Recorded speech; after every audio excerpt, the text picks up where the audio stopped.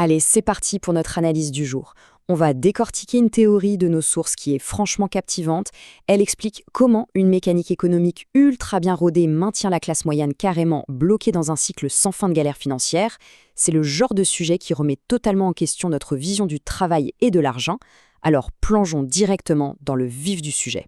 Il y a un vrai paradoxe au cœur de tout ça. Pourquoi est-ce que ceux qui travaillent le plus dur restent fauchés? C'est le problème fondamental mis en avant par la source.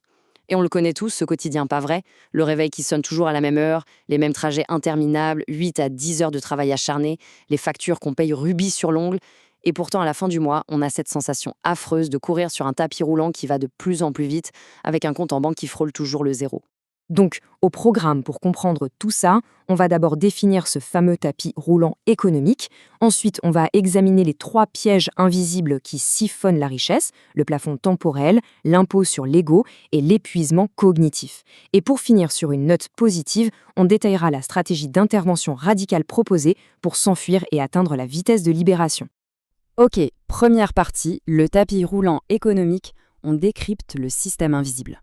Et ça nous amène directement au tout premier piège, le plafond temporel ou ce qu'on pourrait appeler le piège du salaire.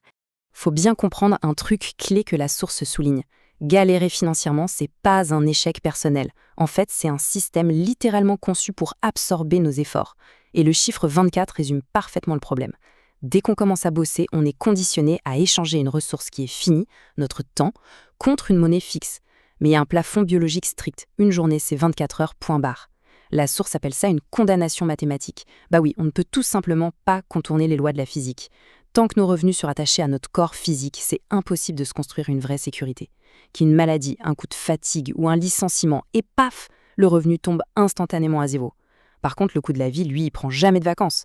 D'ailleurs, la comparaison est hyper frappante. D'un côté, on extrait notre énergie physique, qui est super limitée, pour générer un peu d'argent à court terme. De l'autre côté, l'inflation infinie. L'inflation, c'est un peu ce voleur invisible et silencieux qui, en toute légalité, vient grignoter le pouvoir d'achat. Pendant qu'on espère tous décrocher une petite augmentation annuelle d'à peine 3%, le prix des courses, des loyers et des assurances, lui, explose. C'est comme si on repoussait la ligne d'arrivée en permanence.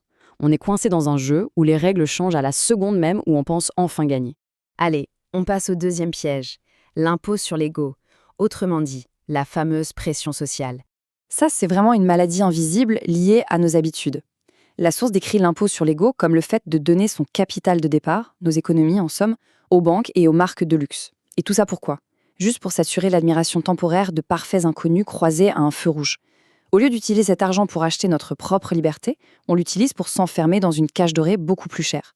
On va louer une grosse voiture allemande, prendre un appartement premium pour monter en gamme, mais au final, on est en train de saboter notre propre avenir financier.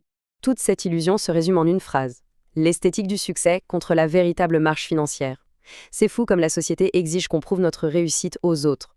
Le succès devient juste une esthétique, une apparence de surface. Sauf que paraître riche et avoir une réelle marge de sécurité, mathématiquement parlant, ce sont deux choses totalement opposées. Le truc, c'est que quand on dépense tout pour soigner les apparences, on n'a plus aucune marge de manœuvre.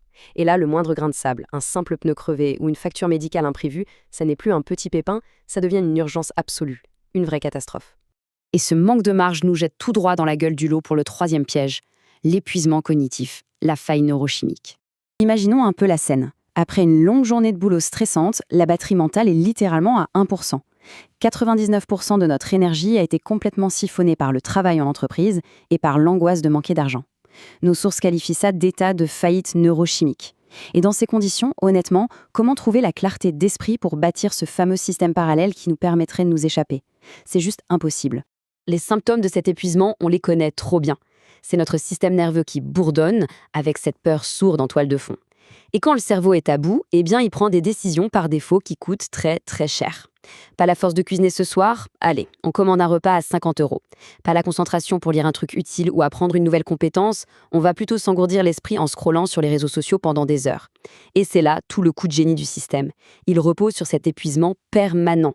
Quelqu'un de fatigué ne réalisera jamais qu'il fonce dans le mur. Ses décisions chercheront toujours le soulagement émotionnel immédiat, en sacrifiant au passage toute stabilité sur le long terme. Bon, la grande question maintenant, comment on brise cette boucle infernale? On arrive à la partie 5, l'intervention chirurgicale radicale. Le plan d'attaque détaillé dans le texte est d'une précision redoutable. Étape 1, on tue l'impôt sur l'ego. Concrètement, ça veut dire revoir brutalement son train de vie à la baisse. On revend la voiture achetée à crédit et on coupe sans aucune pitié toutes les dépenses qui ne sont pas vitales. Étape 2, s'attaquer aux dettes à taux élevés. Chaque euro économisé grâce à cette nouvelle discipline de fer, il faut le jeter de toutes ses forces contre ces dettes toxiques pour stopper l'hémorragie. Et enfin, étape 3, se constituer une réserve de liquidité. Une épargne de base, ennuyeuse, qui ne sert pas d'investissement mais qui agit comme un bouclier psychologique. C'est ce qui va protéger notre fameuse bande passante mentale dont on parlait juste avant. Mais attention, pour que cette intervention marche, il y a une condition non négociable. Il faut être prêt à encaisser les moqueries. C'est vrai, il faut accepter que les collègues ricanent en voyant notre vieille voiture rouillée de 10 ans et les laisser croire qu'on galère financièrement. Sauf que, pendant ce temps-là, eux, ils se noient souvent en secret dans leurs propres dettes de consommation. L'objectif, ce n'est plus du tout d'impressionner la galerie. Le seul but, c'est de se bâtir un bouclier financier totalement indestructible. Et une fois ce bouclier activé, on entre dans la toute dernière phase stratégique, atteindre la vitesse de libération, l'art de dissocier le temps et l'argent. La mécanique de cette libération est vraiment brillante. Libéré du stress financier quotidien, on récupère enfin de l'énergie. Et cette énergie, pendant les heures calmes du soir, on va s'en servir pour devenir une véritable machine à apprendre. L'idée, c'est d'acquérir des compétences ultra spécialisées que le marché s'arrache. Le but n'est surtout pas de travailler plus d'heures, mais de faire en sorte qu'une seule de nos heures vaille 10 fois plus d'argent. Ensuite, avec ce capital excédentaire généré, on investit de façon automatique. On le place dans des actifs productifs larges, comme des fonds indiciels à très faible coût, et on laisse la magie implacable des intérêts composés faire le travail à notre place. Bref, faisons un petit bilan et regardons le match entre ces deux réalités.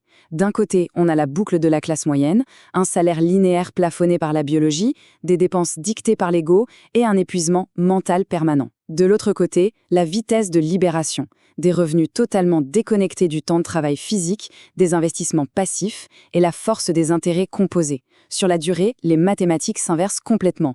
Pourquoi ? Parce qu'un jour, les actifs finissent par générer beaucoup plus de cash que le simple fait de transpirer au travail ne pourra jamais le faire. Ce qui nous amène à cette magnifique citation de notre source pour conclure, je cite « Les chaînes des pièges de la classe moyenne finiront par se briser pour reprendre la propriété absolue du temps. » Au fond, c'est ça la vraie finalité. Sauter définitivement de ce fameux tapis roulant. Maintenant qu'on a posé toutes ces cartes sur la table, la vraie question qui reste en suspens pour quiconque veut reprendre le contrôle, c'est à quelle vitesse est-il possible d'appliquer cette stratégie radicale dans sa propre vie, pour ne plus jamais, au grand jamais, avoir à vendre une seule heure de son existence. Ça laisse vraiment à réfléchir.